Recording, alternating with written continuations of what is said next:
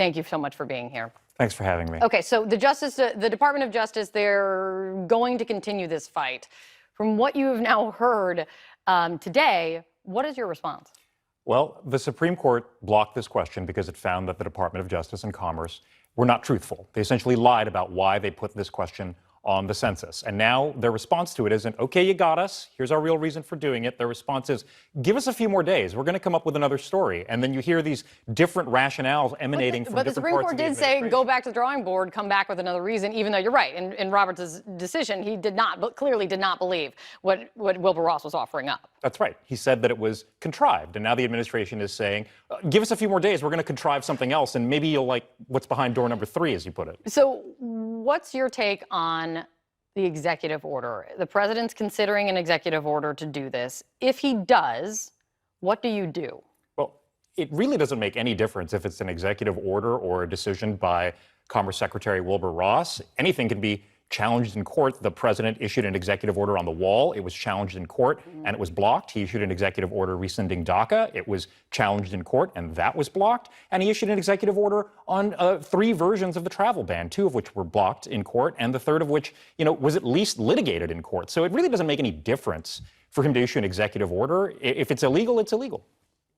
When you list those things out, a lot of those took a lot of time in court. This could be expedited because we're looking at deadlines, of course, but are you concerned about this legal? I mean, President Trump will fight this to the end. There's no downside for him on this. Well, I think the end's already happened here. The administration has said over and over again that no changes to the census form can be made after June 30th. Well, it's July 5th. I mean, they made that was clearly a fabricated, I feel like that was one of those self-imposed made-up deadlines because now the deadline is October. Well, they said to the Supreme Court, you need to hear this case now. You need to skip the intermediate appellate court. You need to expedite this case. You need to truncate the time that we had to brief this case. And for them now to go to the Supreme Court and say, haha, just kidding. Well, that's really not a good way to run a Justice Department. Are you confident if this does end up back before the Supreme Court? It was a slim majority that blocked it this time.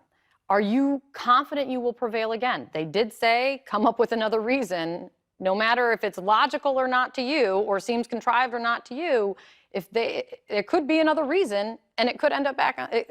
It's been on the census before. It could end up back there again. Well, look, I don't like to predict the outcomes of things, but I am confident. We prevailed in the Supreme Court once because the administration was untruthful. Now they have to come back and say, not only do we have a new reason, we were also untruthful with you, Supreme Court, about the June 30th deadline. I mean, this just smells of bad faith from top to bottom, and I just can't imagine that the Supreme Court is going to give its blessing to this.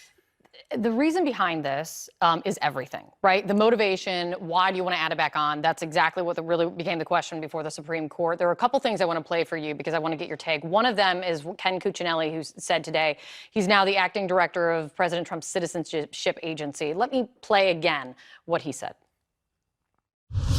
Frankly, as part of the ongoing debate about how we deal both financially and legally with the burden of those who are not here legally.